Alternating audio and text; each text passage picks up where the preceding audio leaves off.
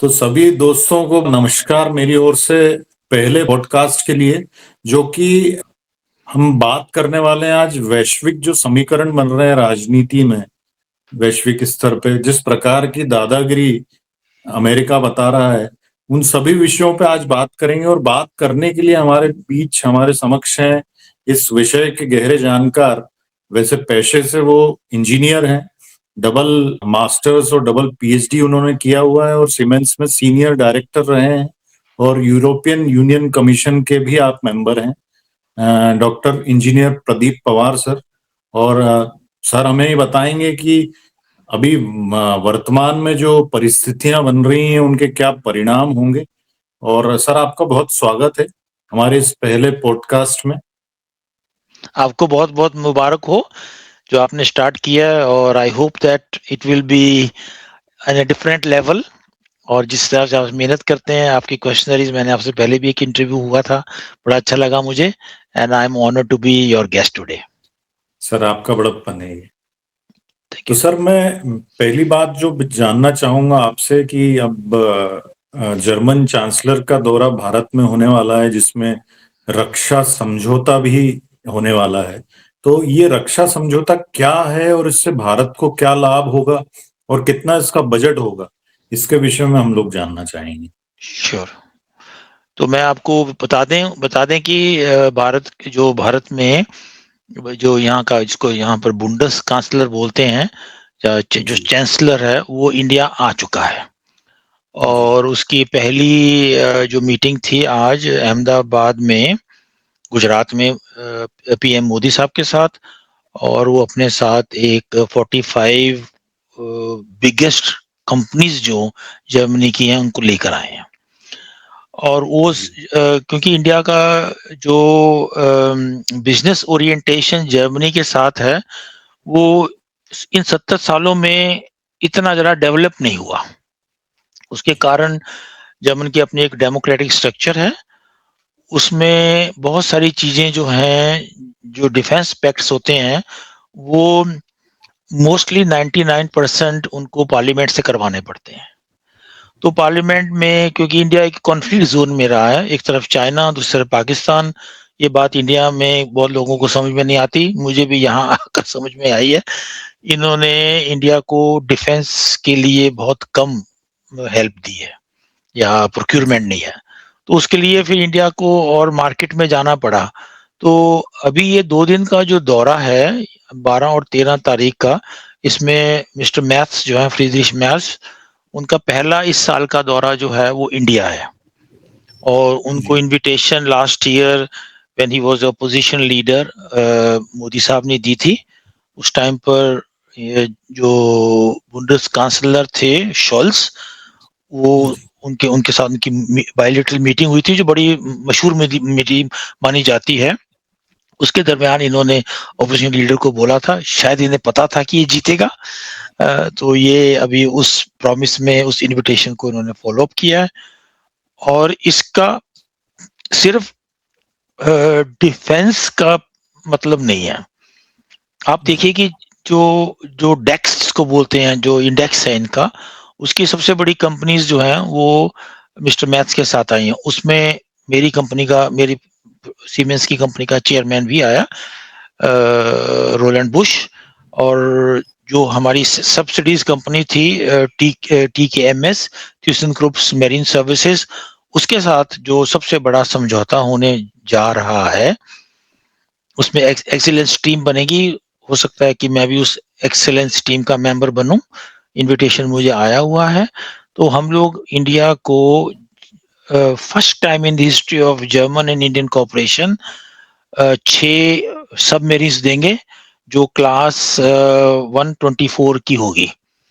और जी उसमें जो उन्होंने जो सिस्टम्स जो इंडिया ने मांगा है, एआईपी, वो इंटीग्रेटेड होगा। और सबसे बड़ी इंटरेस्टिंग बात सब इंडियन लोगों के लिए ये है कि ये सबमेरीन्स जो हैं, ये जर्मनी में नहीं बनेंगी, ये माज़ेगांव मुंबई में बनेगी। क्या बात। तो पूरी टेक्नोलॉजी शेयर जो होगा वो इंडिया को दिया जाएगा। और ये प्रोजेक्ट जो है इसको बोला जाता है P-77, क्योंकि इंडिया का जो सबमरीन्स का प्रोग्राम है वो एजिंग में आ गया है। 30 साल जी, की पुरानी सबमरीन्स हैं और ये नेवी का जो एक प्रभाव है, उसका इम्पैक्ट है, वो ये ग्लोबल मार्केट में दिन पर दिन बढ़ता जा रहा है, क्योंकि सी ब्लॉकेड्स होते हैं, कंटेनर शिप्स हाईजैक हो जाते हैं, तो इंडिया का नेवी का बहुत बड़ा रोल है। तो उसको और भी फोर्टिफाई करने के लिए इन्होंने जर्मन वालों ने बीडिंग की थी। इसके साथ इस बीडिंग में सिर्फ जर्मन नहीं था, इसमें फ्रांस भी था, स्पेन भी था, लेकिन इंटरेस्टिंग चैप्टर ये है कि जर्मन वालों ने इसको अडॉप्ट किया है कि हम इंडिया को हर तरह की टेक्निकल सपोर्ट देंगे और ये वहीं बनेगी। आप अंदाजा लगा सकते हैं कि एक सबमरीन्स बनाने के पीछे पूरी कितनी वेंडर लिस्ट होती है और कितनी ज्यादा उसके अंदर सप्लाई चेन बनेगी। टेक्नोलॉजी ट्रांसफर तो 100% होगा ही होगा, और बाद में इंडिया लाइसेंस लेकर ये अपने लिए बना सकता है और वर्ल्ड मार्केट में बेच सकता है।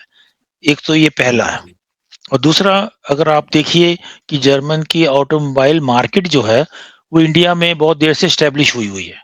आपको BMW वहां मिलती है, मर्सिडीज मिलती है, फॉक्सवैगन मिलती है, और यहाँ तक कि जो बड़े बड़े शहर हैं, बेंगलोर, दिल्ली और मुंबई वगैरह में आपको पोर्शे के भी मिल जाते हैं शोरूम। उसकी मैन्युफैक्चरिंग के लिए भी बात हो रही है।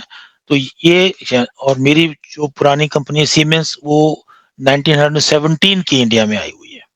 जी, तो इस वक्त जब मैंने ज्वाइन किया था आज से 12-13 साल पहले, तब बिजनेस जो था वो सिर्फ इंडियन ओरिएंटेड था।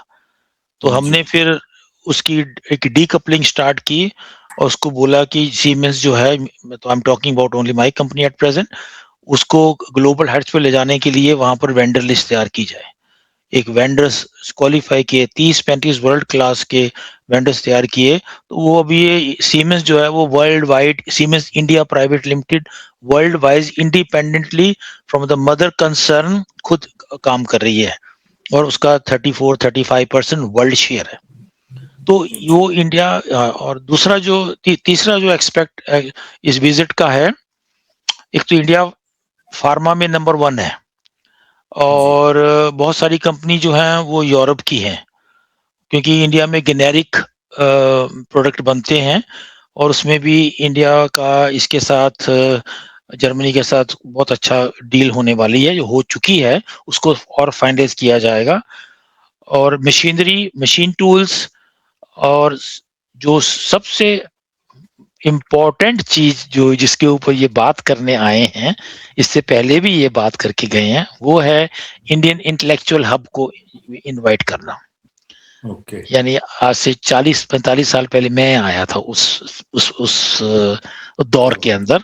उसमें बहुत कम लोगों आते थे इंडिया। उस वक्त क्रेज होता था यूरोप में, यूके में जाने का, कनाडा में जाने का, यूएस में जाने का। तो आई थिंक मैं इंडियन इंडिपेंडेंट के बाद सेकंड या थर्ड बैच वाला आदमी था। आते 11-12 लोग ही थे। अब यहाँ पर 60,000 को नया वीजा मिला है, और जी, 90,000 इंडियंस को वीजा मिलेगा, जो यहाँ के स्टडी भी करेंगे, काम भी करेंगे। और इनको जरूरत है, क्योंकि इनकी जो इनके लोग हैं, they are getting age now, और बच्चे पैदा करने में ये बहुत सुस्त है, ये अपनी लाइफ एंजॉय करते हैं।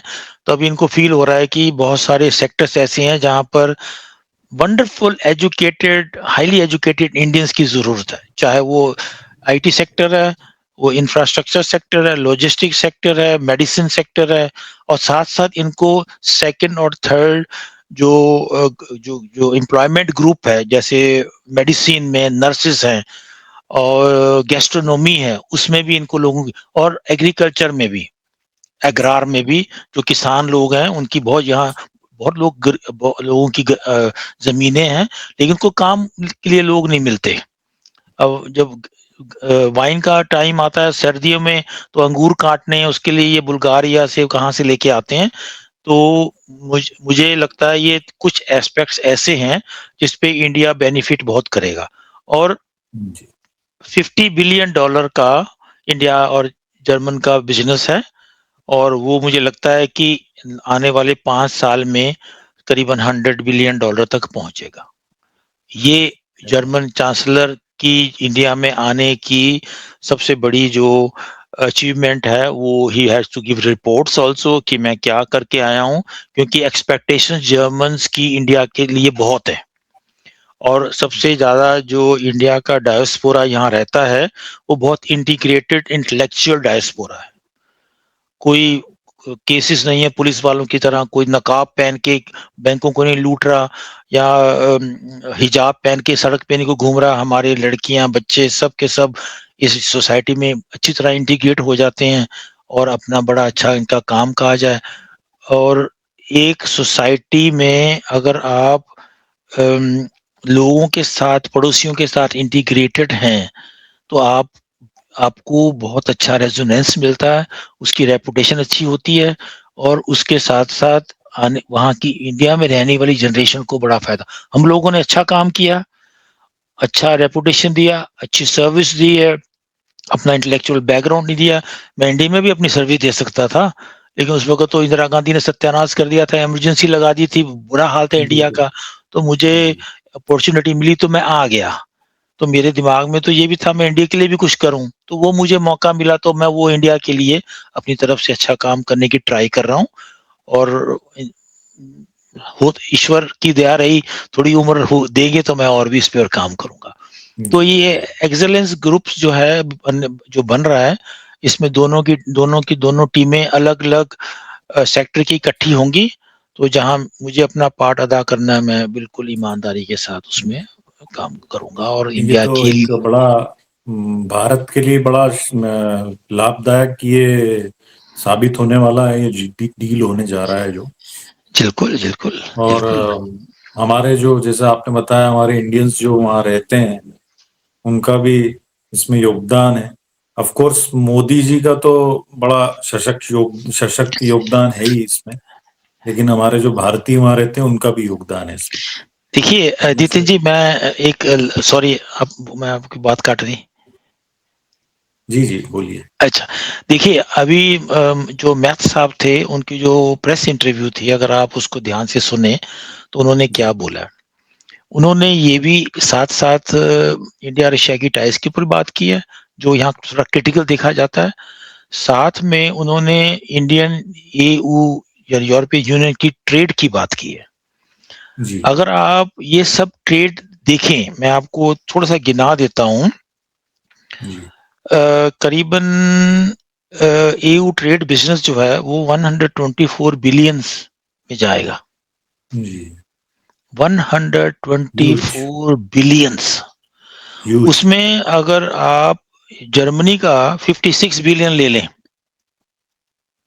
और उसके बाद आप यूके का ले, यूके वाले जो है उन्होंने फोरकास्ट की है कि वो 2030 तक जो बिजनेस है इंडिया का, जो ट्रेड है, वो 100 टू 120 बिलियन तक लेके जाएंगे। उसके बाद आप ये देखिए कि स्विट्जरलैंड के साथ 25 बिलियन का इंडिया का ट्रेड एग्रीमेंट हुआ है, जबकि उसमें ज्यादा जी फायदा स्विट्जरलैंड को है। अभी वो इंडिया को फायदा इसलिए होगा कि उन्होंने बोला है कि हम $100 बिलियन जो है वो इंडिया में इन्वेस्ट करेंगे।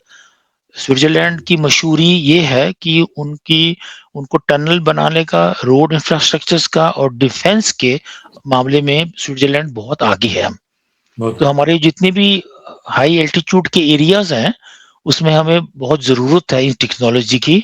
टनल बनाना जो है वो कितना आसान काम नहीं है, ये तो हर रोज ही नहीं उखाड़ देते हैं जी स्विट्जरलैंड का। और उसके साथ साथ अगर आप नॉर्वे की तरफ ध्यान दें, $100 बिलियन का नॉर्वे के साथ है, और साथ में नॉर्वे की गवर्नमेंट ने बोला है कि हम अपनी इन्वेस्टमेंट से इंडिया में 1 मिलियन जॉब क्रिएट करेंगे। क्या मोदी बात। साहब जो है उसको कारिस्मेटिक लीडर इसलिए नहीं कहा जाता कि जी, वो नॉर्मल कपड़े पहन के या सिंपल दाढ़ी रख के आ जाते हैं। उनको मालूम है मैं क्या ये मैं क्या काम ये कर रहा हूँ। आपने जो ये महत्वपूर्ण इन्फॉर्मेशन दी, ये मोदी विरोधियों को ज़रूर देखना चाहिए। ये पूरे इंडिया को देखना चाहिए जो सारा दिन मोदी साहब को, शाह साहब को गालियाँ निकालते हैं। मैं आपको कुछ फैक्ट्स दिखा देता हूँ ताकि क्लियर पिक्चर हो जाए। एशिया पैसिफिक में इंडिया ने Japan, south Korea, Singapore, Malaysia, Thailand, Sri Lanka, UAE और मॉरिशस के साथ फ्री ट्रेड एग्रीमेंट कर लिया है। क्या यूरोप बात! में आप देखिए आइसलैंड, लिechtenstein, नॉर्वे, स्विट्जरलैंड, यूके के साथ हो चुका है। साउथ एशिया में नेपाल और भूटान के साथ है, चलो वो तो हमारे पड़ोसी मुल्क हैं। मिडिल ईस्ट में ओमान के साथ अभी 1 महीना पहले हुआ है और ओशियानिक स्टेट जो है ऑस्ट्रेलिया, न्यूजीलैंड के साथ इंडिया का ट्रेड फेयर जो है वो हो चुका है। ऑनगोइंग में क्या है? ईयू है, यूएस है और गल्फ गल्फ कॉरपोरेशन है। तो आप अंदाजा लगाइए इन कंट्रीज के साथ अगर इंडिया का ट्रेड जो हो जाएगा तो it will go up to $500 billion. It's a $500। Huge quantum. हाँ, उसको हजम करना भी इतना आसान नहीं है, लेकिन मुझे लगता है जब अगर भारत की सरकार जो है वो इसको सीरियसली ले रही है। और देखिए नेक्स्ट वीक मैक्रोन आ रहा है इंडिया, जी, उसको भी पता लगा है कि जर्मन के साथ ये डील हो रही है, उसको भी अपनी पनडुब्बियां बेचनी है, जबकि इंडिया बना रहा है उसकी लाइसेंस में। स्कॉर्पोन नाम की जो उसकी पनडुब्बी है वो जी, इंडिया ने 6 डाली हैं इंडिया में, हैदराबाद साउथ के किसी डॉक में लाइसेंस लेके बन रही हैं वो। जी, हाँ, राफाइल देखिए उसका उसने लाइसेंस भी दिया है कि आप उसको बना सकते हैं। ऑपरेशन सिंदूर के बाद इतना, यानी राफाइल की इतनी जय जयकार, पाकिस्तान तो झूठ में हमने इतने तैयारे गिरा दिए, ये कर दिया, वो तो उस झूठ के अंदर इतना फंस गए हैं। राफाइल जी, इजिप्ट ने 56 किए हैं, इराक ने, इराकी और फ्रांस की नेगोशिएशन चल रही है, उनको उन्होंने एक कोमेक नाम के सैटेलाइट की पिक्चर्स देख के राफाइल को किया। तो फ्रांस वाले जो है वो इंटरेस्टेड हैं कि हम इस प्लेटफॉर्म के ऊपर और भी करें। इसराइल के पास राफाइल का वो लाइसेंस में बनाते हैं। तो जी। मोदी साहब ने जो काम किया है उसके लिए हमें शायद, अगर आज से 20 साल पहले ऐसा कोई लीडर मिला होता तो शायद हम आज नंबर 3 होते दुनिया की इकोनॉमी। बिल्कुल, ये बिल्कुल सही कहा। ये मैंने कुछ डाटा दिए हैं कि वो जो रोज उठ के गालियां निकालते हैं जी, उन्हें पता लगना चाहिए कि 80 मिलियन के करीब 2030 तक इंडिया में नई एम्प्लॉयमेंट आएगी न्यू सेक्टर्स के जी, अंदर। 80 मिलियन पूरे जर्मनी की आबादी है नितिन जी। जी, जी, नेक्स्ट। जी। तो ये तो हुई भारत की डील जो जर्मनी से होने वाली उसके बारे में। जी लेकिन पवार सर, हाल ही में जो डेवलपमेंट्स हुए हैं ग्लोबल लेवल पे, जैसे ईरान में हाल ही में जो घटनाक्रम हुआ है, जो जिसमें मतलब ऐसा लगता है कि जैसे इजराइल और अमेरिका मिलकर अली खेमेनी को अपदस्थ कर देंगे। तो इस विषय में थोड़ा-सा हमें आप जानकारी दीजिए कि ये मामला, इसके परिणाम क्या होंगे? और वहाँ पे मैंने ये देखा कि वहाँ के जो स्थानीय निवासी हैं, वो इस्लाम को भी कोस रहे हैं, जबकि ईरान पहले तो पारसी देश था, इस्लामिक कंट्री है, तो वहाँ के लोग मस्जिदों में आग लगा रहे हैं, और ये सब पूरा मामला, थोड़ा इस पे प्रकाश डालिए आप। देखिए ईरान, पहले ईरान पे बात करते हैं, फिर इसराइल और यूएसए और चाइना और रशिया का रोल उसमें क्या है वो मैं आपको थोड़ा सा जी, समझाने की कोशिश। ईरान 47 इयर्स हो गए हैं, एक इस्लामिक फैनाटिक कंट्री बन गया। अगर आप ईरान की एजुकेशनल देखें, ईरान के लोगों की थिंकिंग देखें तो वो एक शाह ऑफ ईरान के अंडर बहुत मॉडर्न रही हैं। मेरा ब्रदर भी उस टाइम पर 76-77 में गया था तो कहता बिल्कुल ठीक था। शाह भी अच्छा आदमी नहीं था, उसने भी गलतियां की हैं। उसकी एक फौज थी सावक, जिसमें शाह के खिलाफ बोलने वालों को कोड़े और विदाउट जुडिशियल किलिंग होती थी। लेकिन उसने, शाह ने मॉडर्न किया, उसके पीछे यूएसए था। और फिर एक टाइम आया जब यूएस ने खेल खेला कि हमें एक इस्लामिक वेव चलानी चाहिए, इसको वहाबी वेव कहते हैं, जिसमें बिन लादेन वगैरह भी आए थे ना, वहाबिज़्म। वहाबिज्म के। तो वहाबिज्म के टाइम पर एक मॉडर्न ईरान उनके रास्ते में था। सऊदी अरेबिया, क्योंकि लोग चाहते थे कि हम भी मॉडर्न हो जाएं। अब आप मस्कट और बहराइन में जाएं, वो इतना फेनाटिक कंट्री स्टेट्स नहीं है। लेकिन सऊदी अरेबिया को ढूंढा। एक तो मक्का काबा वहां पर है, और वहाँ के प्रिंसेस जो थे जितने भी, वो बिल्कुल फैनेटिक मुस्लिम, औरत को कोई इजाजत नहीं, और ड्राइव नहीं कर सकती, होटल में अकेली नहीं जा सकती, सड़क पे अकेली नहीं जाएगी। ये सारे कानून थे, उन्होंने इसको चुना। और इसके ऊपर जो एमबीएस है, उसकी एक सीएनएन की इंटरव्यू मैं सबको बोलूंगा, देखिए। इसमें उन्होंने बोला कि हमें अमेरिका ने बड़ा बेवकूफ बनाया, लेकिन इस बहावी मूवमेंट को चलाने के लिए उसने बिलियंस ऑफ डॉलर भी दिए कि तुम इसको करो, कामयाब करो। मुल्कों में ये जो आईसिस का कल्चर है, वो यहीं से आया। अलकायदा मुजाहिदीन के कल्चर जो है, वो कहाँ से आए हैं? इन्हीं इन्हीं से आए हैं, फैनाटिक लोग बने हैं। दूसरा, जो ईरान पॉलिटिकली देखा जाए तो कभी चाइना के गोदी में नहीं गया। रशिया के साथ थोड़ा बहुत उसका रहा है। उसका रिलेशन जो था मिडिल ईस्ट के साथ साथ इंडिया के साथ बहुत अच्छा था। हजारों लोगों को, इंडियंस को उन्होंने वहां काम पे दिया। बहुत सारी इंडियन कंपनीज वहां लगी। बड़े बड़े सूटकेस और ये टाइल्स बनाने वाली कंपनियां वहां थी। मेरा ख्याल है इंडिया 84 तक, सॉरी 83 तक, वहां पर मेरा ख्याल है कि 500,000 इंडियन काम करते थे। सबको भागना पड़ा जब खुमेनी आया। और अब की जो सिचुएशन है, उसको अगर आप ध्यान में दें, एक कौम को आप कितने साल तक दबा सकते हो? सिर से चुन्नी गिर गई है, हंटर पड़ रहे हैं। लिपस्टिक लगा ली है, हंटर पड़ रहे हैं। इस्लाम जो है सिर्फ औरत के लिए बना है। आदमी जो मर्जी करे। औरत बुर्का ठीक से नहीं पहना, लिपस्टिक क्यों लगा ली है, जीन की पैंट क्यों पहन ली है, अंग्रेजी क्यों बोल रही है, उसके ऊपर इतने सैंक्शंस है। पता नहीं क्यों इस्लाम को औरत के साथ इतनी नफरत है, मुझे आज तक समझ में नहीं आया। हाँ? जो प्रोग्रेसिव कंट्रीज हैं, उन्होंने, टर्की है, उन्होंने औरतों को खूब छुट्टी दे दी, सब किया, उनका कामयाब हो गया। अजरबैजान वगैरह आप चले जाओ, वो भी मुस्लिम कंट्रीज है। और 17-18 ऐसे मुस्लिम कंट्रीज जहाँ इस्लाम प्रैक्टिस ही नहीं किया जाता, वो सब कुछ खाते पीते हैं।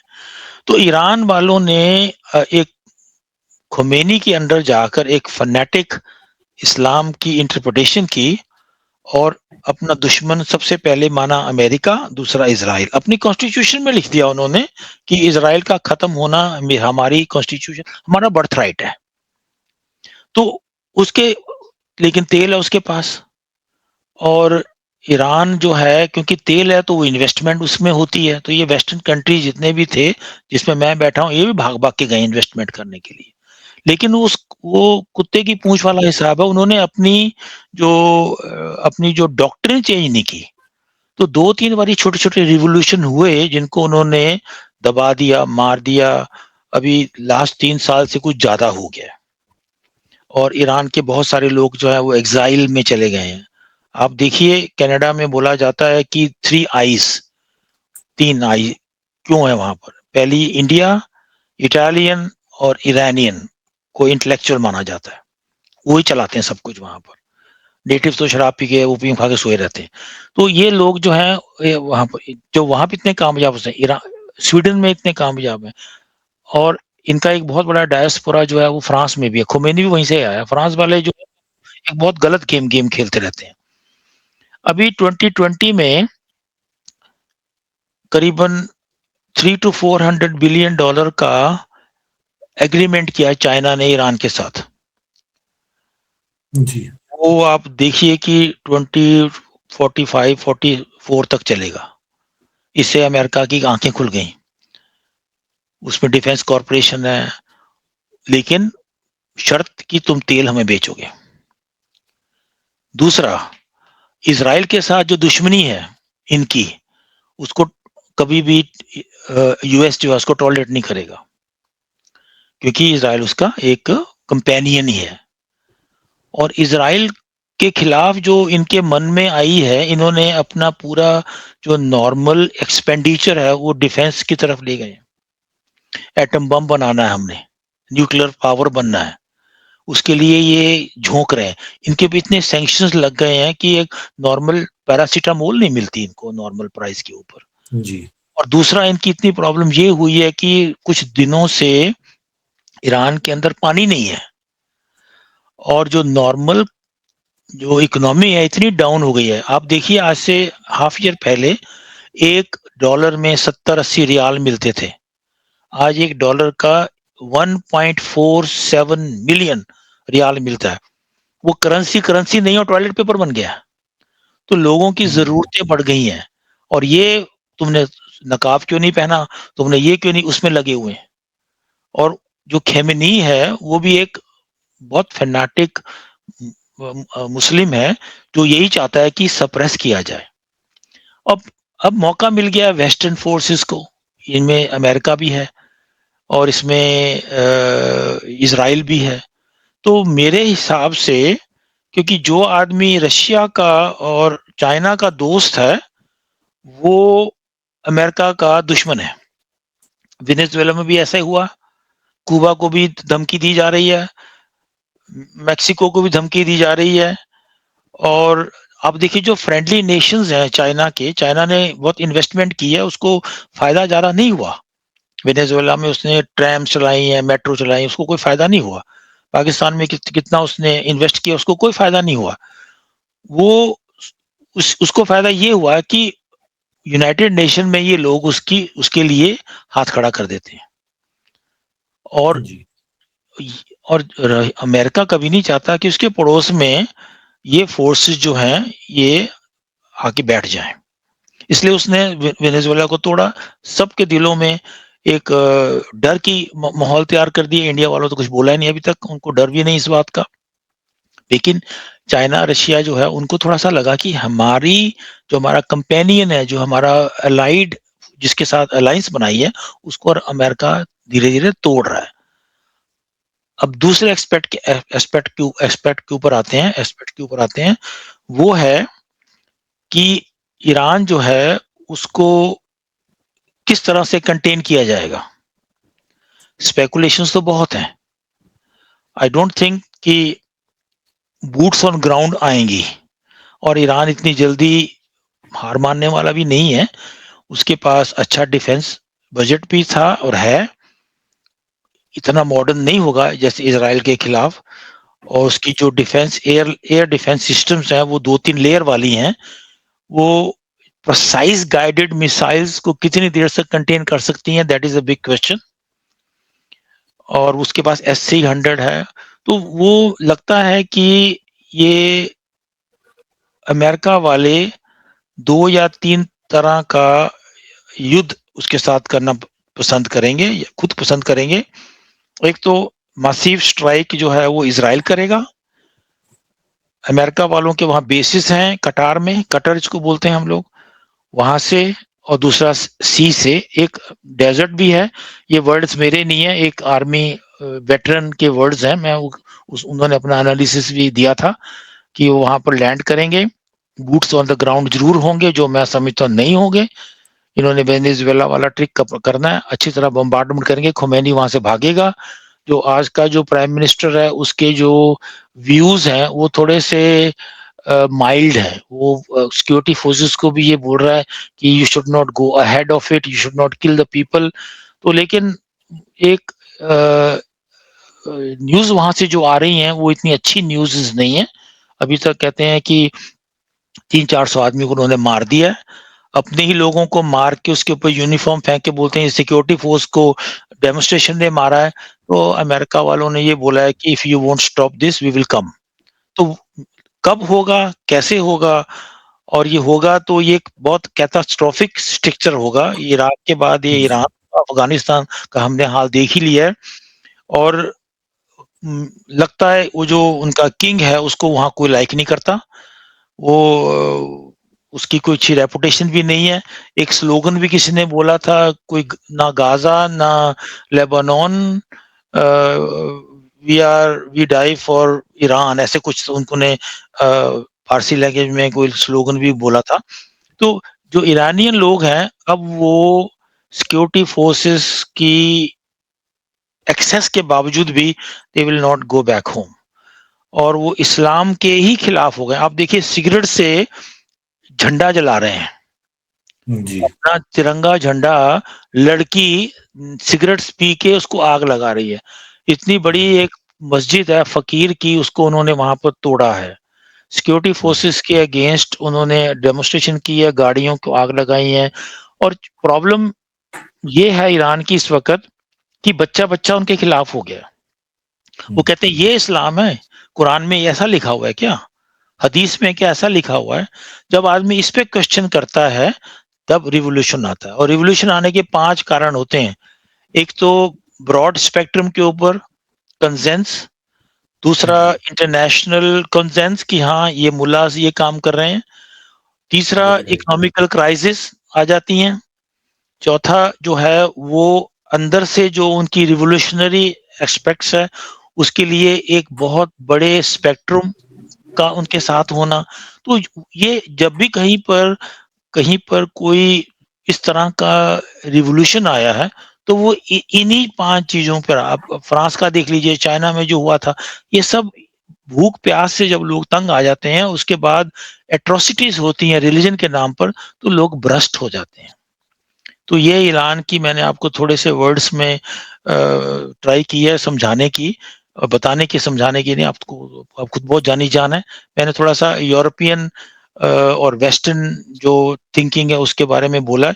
ये यहाँ के जर्नलिस्ट जो हैं वो कुछ और ही कहानियाँ कुक करते हैं, क्योंकि ये ट्रंप के अगेंस्ट नहीं बोलना चाहते। ईरान में इंतज़ार करते रहेंगे कि या कोई रिजीम गिरे तो हम अपना बिज़नेस स्टार्ट करें।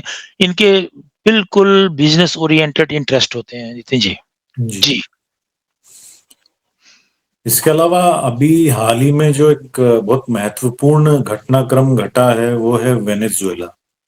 वेनेजुएला के जो राष्ट्रपति हैं, निकोलस मादुरो, उनको जिस तरीके से उनका अपहरण डोनाल्ड ट्रंप ने करवाया और वहाँ के जो तेल भंडारण है, उन पे जिस प्रकार से कब्ज़ा किया, तो ये तो एक सरासर दादागिरी है। और इस दादागिरी के भविष्य में क्या परिणाम होंगे, ये थोड़ा-सा हमें आप बताइए? देखिए जो ट्रंप ने किया है ये तो इंटरनेशनल लॉ के अगेंस्ट है। इसको सब कंडेम कर जी, रहे हैं। जो यूरोपियन यूनियन के चमचे हैं वो धीमी आवाज़ में बोल रहे हैं। यूनाइटेड नेशन ने इसको कंडेम किया, साउथ अफ्रीका, ग्लोबल साउथ, सब ने इसको अच्छा नहीं समझा, और ये अच्छा समझने लायक भी चीज़ नहीं है। माडुरो उस कंट्री का इलेक्टेड, चाहे वो मैनिपुलेटेड इलेक्टेड हो, वहाँ का हेड है। उसको जी, किडनैप करना और रिजीम चेंज करना ये एक दूसरे कंट्री का काम नहीं है। कुछ लोग बोलते थे कि इंडिया ने बांग्लादेश किया। बांग्लादेश में इंडिया बांग्लादेशियों के कहने पर गए थे, और वहाँ रिजीम चेंज करने की बात नहीं है, वहाँ पर जो जेनोसाइड है उसको रोकने के लिए। उसका एक इसके साथ जी, एग्ज़ाम्पल ही वहाँ इंडिया ने पकड़ के मुजीबुर रहमान को या उनको लाके यहाँ नहीं खड़ा कर दिया था, और उनको हथकड़ियाँ ले उसकी मदुरो की वाइफ़ को भी पकड़ा उन्होंने। तो उसके ऊपर यही है कि ये जो ड्रग्स का है, ड्रग्स बेचता है, इसकी ड्रग्स की पहले तो 10 दिन उसकी बोट्स को मारते-पीटते रहे दिखाने के लिए कि है। ये सब एक बहाना, नज़र उसकी तेल के ऊपर है। लेकिन प्रॉब्लमैटिक ये है कि जो उसकी जो तेल के बड़े-बड़े पंप्स लगे हुए हैं, they are all out of station. जी, उनको रिपेयर करके नए लगाना, it will be a very very costly affair for all these oil digging companies to invest there. वो अभी जी, रिलैक्टेंट हैं। दूसरा आपने कहा इसके इम्पैक्ट क्या क्या होंगे, ये एक एग्जाम्पल बन जाएगी। अब ये रशिया को कहने लायक नहीं है कि तुम डॉनबास में क्यों आ गए हो। कल जी, चाइना अटैक कर देगा ताइवान के ऊपर, ये उसको नहीं बोल सकेंगे, बोलेंगे यार ये तो तुम कर रहे हो, हम भी कर सकते हैं। ऐसी बहुत सारी एग्जाम्पल्स हो सकती हैं, और मुझे लगता है ये होंगी भी। और बड़ा छोटे को खाने की ट्राई करेगा, और इसका जो इम्पैक्ट है वो वर्ल्ड लेवल के ऊपर कंस्ट्रक्टिव नहीं है। जी, तुम बिजनेस ओरिएंटेशन के साथ साथ जाकर उन मुल्क उस कंट्रीज के हेड ऑफ स्टेट को जो किडनैप करते हो, इट इज ऐसा है कि यूरोपियन यूनियन और वर्ल्ड के कुछ और पार्ट्स ने रशिया को कमजोर बना दिया, उसको रीजनल पावर का दे दिया। वो लड़ाई जो है इसलिए लंबी की हुई है यूक्रेन के साथ कि वो उसमें भिड़ा रहे और बाकी इंटरनेशनल लेवल के ऊपर वो ना काम करे।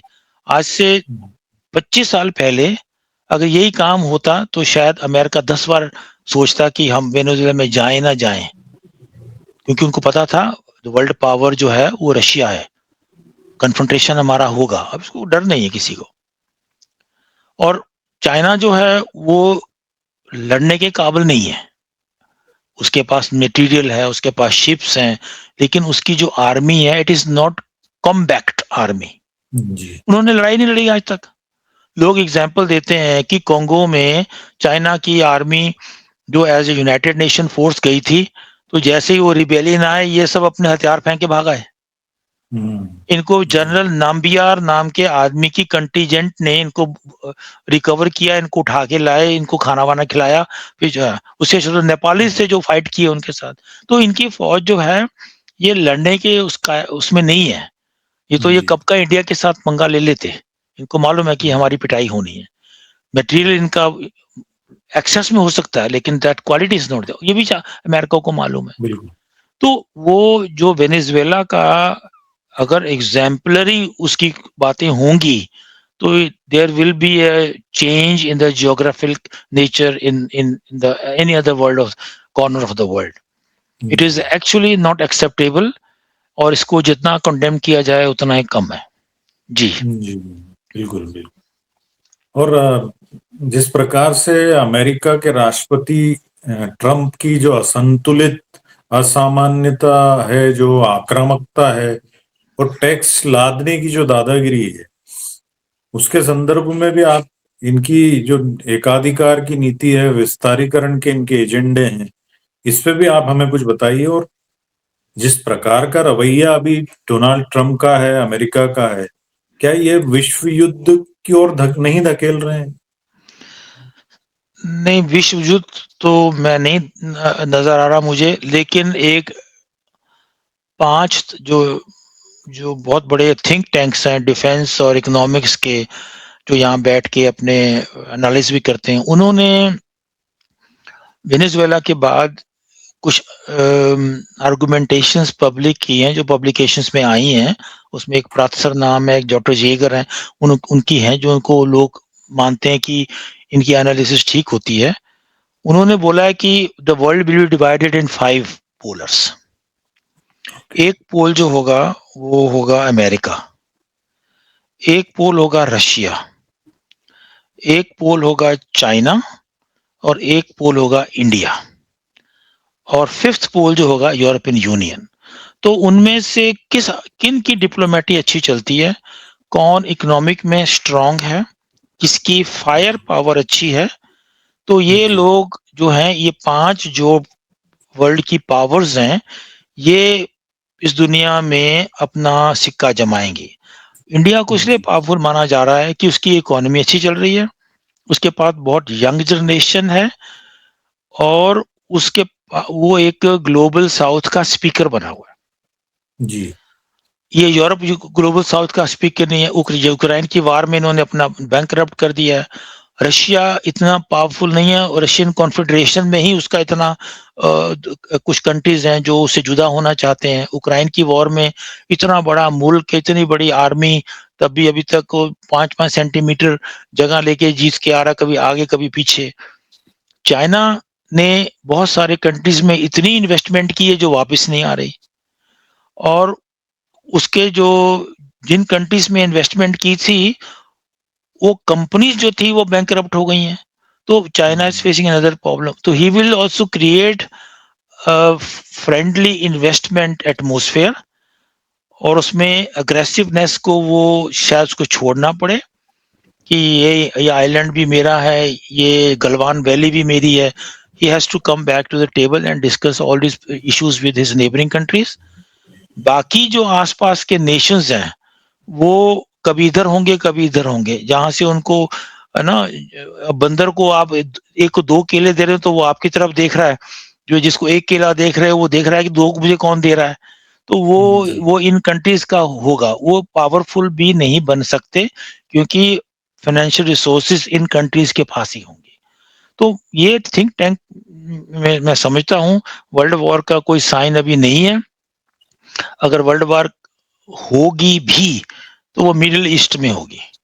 ये जितने भी कंट्रीज हैं, इनको आप देख लीजिए, यूएई हथियार ले रहा है, हुटीज की हेल्प कर रहा है, सूडान में कुछ भेज रहे हैं, सऊदी अरेबिया उधर कतर के अगेंस्ट होकर यमन में हुटीज वगैरह की फाइट में इन्वॉल्व है।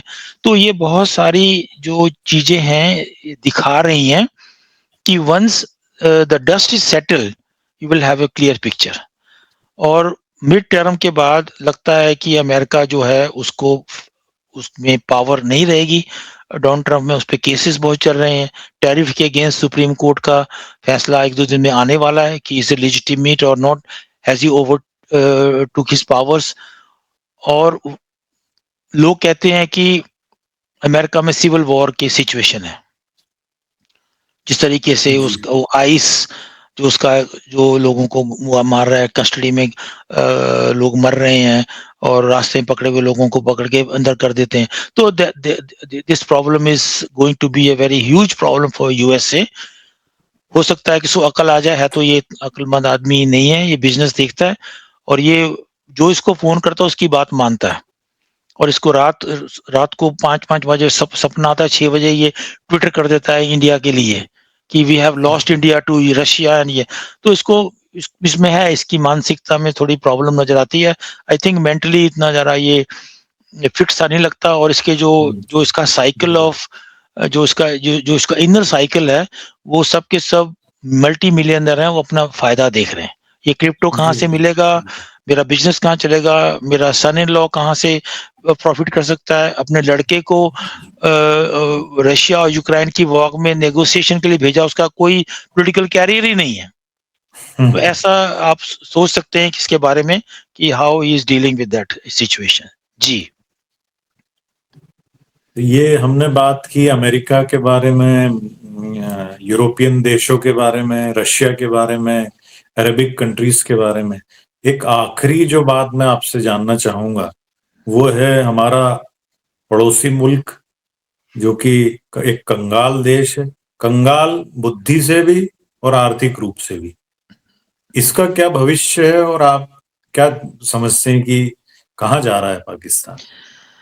जिस तरीके से पाकिस्तान की फोर्सेस इंटरनली हर जगह हर फ्रंट पे फाइट कर रही हैं, उन्होंने अफगानिस्तान के साथ भी, ईरान के साथ भी, इंडिया के साथ तो है ही है, उन्होंने अपने रिसोर्सेज जो हैं वो इन जगह में लगा के और भी अपना नुकसान कर लिया।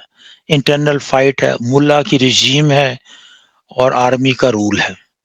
कॉन्स्टिट्यूशनल कोई उसमें उस नजर नहीं आता। तो ऐसे मुल्क का फ्यूचर जो है वो इंडिया के लिए बहुत खतरनाक है। एक फनेटिक इस्लामिक कंट्री जो आपके पड़ोस में है, जहाँ रूल ऑफ लॉ नहीं है, जहाँ जिसको पकड़ा अंदर कर दिया, वो इमरान खान जैसा एक वो है, he is also not very wonderful politician.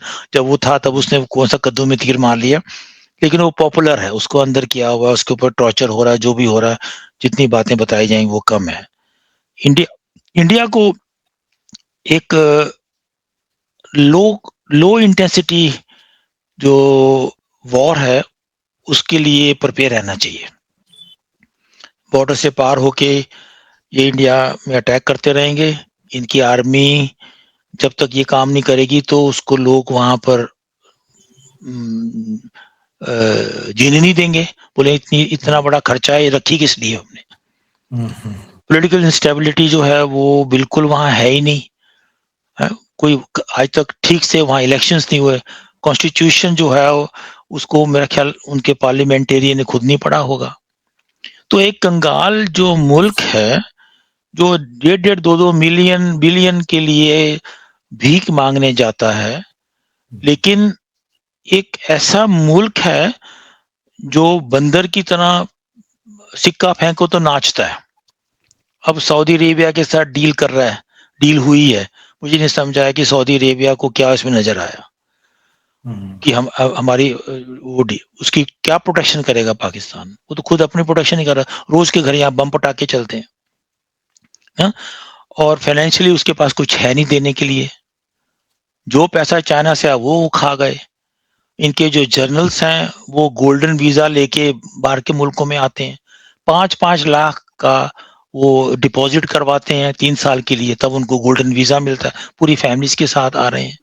तो आप अंदाज़ा लगा सकते हैं नितिन जी कि एक नेबर कंट्री जिसमें जज़्बा है, जंगजू लड़ने का, हम लाल किले चले जाएँगे, हम ये कर लेंगे, वो कर लेंगे। वो एक बहुत खतरनाक फनाटिक मुल्क है और दुनिया का सबसे पहला इस्लामिक स्टेट है ये। तो India should be very conscious about it. India की सिक्योरिटी फोर्सेस, इंडिया की जितनी भी सिक्योरिटी एजेंसीज हैं, they should keep a very close आई।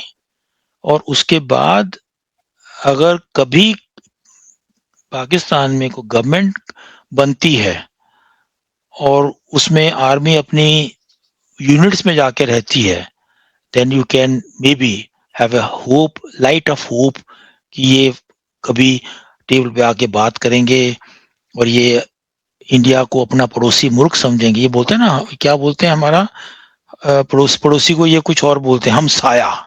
हमसा हम साया, हमारे ऊपर साया। कहाँ भैया हम साया? ये ये सब वर्डिंग्स हैं। और इंडिया में बहुत सारे ऐसे मुस्लिम्स भी हैं जो बहुत बड़ी सिंपैथी रखते हैं पाकिस्तान के साथ। अभी कुछ दिन पहले किसी ने पकड़ा, कश्मीर बनेगा पाकिस्तान, उसको उन्होंने उसकी उसकी सब उसकी जरा तबला बजाया उसका, तो गलती से लग गया। अरे गलती से मेरे मोबाइल में क्यों नहीं लग जाता पाकिस्तान का आज बनेगा कश्मीर, तुम्हारी मोबाइल में कैसा हो गया? आज से 20 साल पहले क्रिकेट का मैच होता था तो इंडिया में पाकिस्तानी मुस्लिम जो थे वो झंडा पाकिस्तान का लगाते थे, पाकिस्तान के जीतने पे ढोल तमाशे बजाते थे। तो हमें इंटरनली इंडिया में रहने वाले दुश्मन और बॉर्डर के उस पार रहने वाली एक रोक स्टेक को कन्फ्रंटेट करने के लिए, उससे प्रोटेक्ट करने के लिए we have to take very strong measure which Indian government is taking. और यही हाल बांग्लादेश के साथ भी करना पड़ेगा क्योंकि वो भी उसी कैटेगरी में आ गए हैं।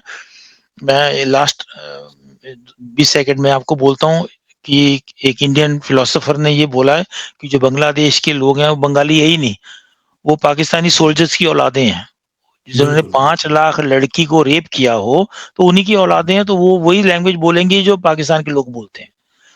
मैंने कुछ इंसल्टिंग वे से बोला है, लेकिन there is a truth also in my statement. जी। और निश्चित रूप से ट्रुथ तो ये है कि पाकिस्तान हो या बांग्लादेश हो, वहां जितने भी मुस्लिम रह रहे हैं सारे कन्वर्टेड हैं, कभी बिल्कुल। ना कभी सारे हिंदू थे। लेकिन हाँ। आयरनी ये है, विडंबना ये है कि वो आइडियलाइज उनको करते हैं जो यहाँ लूटने आए थे, बलात्कार करने आए थे, आगजनी करने आए थे, बिल्कुल, और जो बिल्कुल, कि मानवीयता के नाम पर धब्बा है, बिल्कुल। ह्यूमैनिटी के नाम पर जो कि धब्बा है, उनको अपना आदर्श मानते हैं। अभी भी तो मानते मैं हैं। ये कहूंगा कि जहनी तौर पे बहुत ही गिरे हुए हैं ये लोग, इसलिए आज तक कोई तरक्की भी नहीं कर पाए। इन्होंने ऐसी कोई चीज इजाद नहीं की जो ह्यूमन रेस के काम आए। क्या इनकी तरक्की है, क्या इनकी उपलब्धि है, क्या अचीवमेंट है? जीरो। Terrorism, minus terrorism. में है। टेररिज्म सिर्फ इनकी एक बस वही है, वही है। एसेट है। हाँ, और लोगों के लिए लड़ना, इसलिए है ना? जी, अभी बाकी इसके अभी अलावा कुछ भी नहीं। एक सेंटेंस में और बोलूंगा, यहाँ तक बोला जा रहा है कि जब ईरान के ऊपर अटैक की बात हो रही है तो पाकिस्तान ने याकूबाबाद में अपने एयरपोर्ट्स जो है अमेरिका को सौंपे हुए हैं कि यहाँ से जी तुम रिफ्यूलिंग करो, लॉजिस्टिक दें। तो चाइना जिसको इतना बड़ा अपना पार्टनर समझता है, ये चाइना को धोखा देते हुए अमेरिका के साथ मिलकर डॉलर कमाने के लिए ईरान की लड़ाई के में शामिल होना चाहते हैं। तो आप ये समझिए जी। कि how corrupt and what kind of sickness they have in their mind. Hmm, किस इन पे यकीन करना बहुत मुश्किल काम है। पाकिस्तान के लोग जरूर, एक बहुत बड़ा तबका है जो हिंदुस्तान के साथ दोस्ती चाहता है और वो म्यूजिक सुनना चाहता है, फिल्में देखना चाहता है, इधर आना चाहता है, घूमना चाहता है।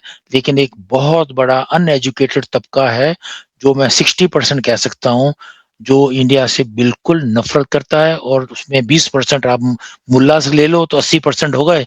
वो तो उस आपने बिल्कुल सही वर्ड यूज किया, मुल्लाज ले लो। एक्चुअली वो जो तबका है वो मदरसा छाप तबका है। वही वो है, वही है। मदरसे में जाते हैं और वहां उनके दिमाग में जहर घोला जाता है। बिल्कुल। वहां उनको ये कहा जाता है कि जो मुस्लिम नहीं है वो मार देने योग्य है। यही है, कुरान में लिखा ये है ना, गलत हदीस में शिक्षा लिखा दी है। जाती है। हाँ, अभी भी आज देती है। आप और मैं हिंदू हैं, हमें ये कभी नहीं सिखाया जाता कि जो हिंदू नहीं है उसको हमको मार देना चाहिए। हम क्या नेवर, बोलते हैं हमारे नेवर। घर में, आप और हम जब पूजा करते हैं उसके बाद क्या बोलते हैं? मानव जाति का कल्याण हो। अब उस हाँ, मानव जाति में मुस्लिम भी आते हैं, क्रिश्चियन भी आते हैं, सभी सभी आते हैं। आते हैं, पूरे तो मानव हम जाति। ये ईश्वर से प्रार्थना करते हैं कि सबका कल्याण हो। और ये क्या बोलते हैं, ये क्या कर कहते हैं कि जो मुस्लिम नहीं है वो काट दिए जाने योग्य है। बिल्कुल, ये बिल्कुल, तो बिल्कुल। महामूर्खतापूर्ण, निहायत ही वहशियाना, जानवर टाइप की सोच है, और इससे बाहर आना चाहिए। समझदार मुस्लिम भाई भी हैं, हमारे देश में भी हैं, बिल्कुल। वहां भी होंगे निश्चित रूप से, जो कि मानवीयता को, ह्यूमैनिटी को सबसे ऊपर मानते हैं। यस, तो ये सोच अपनाना पड़ेगी इस कौम को, तब जाकर के विश्व में शांति आएगी। जय ठीक श्री कहा राम। आपने। तो पवार सर, आपको बहुत धन्यवाद, आज आप हमारे न्योते पर आए, और ये हमारा पहला पॉडकास्ट था ऑल शेड्स ऑफ लाइफ, हमारा जो नया चैनल है उस पर, और आपके मार्गदर्शन में ये पॉडकास्ट हमने किया, इसके लिए आपको बहुत धन्यवाद। और भविष्य में भी अलग अलग समसामयिक विषयों पे, करंट अफेयर्स पे, ज्वलंत मुद्दों पे हम आपसे मार्गदर्शन और आपसे जानकारी लेते रहेंगे, आपको इनवाइट करते रहेंगे।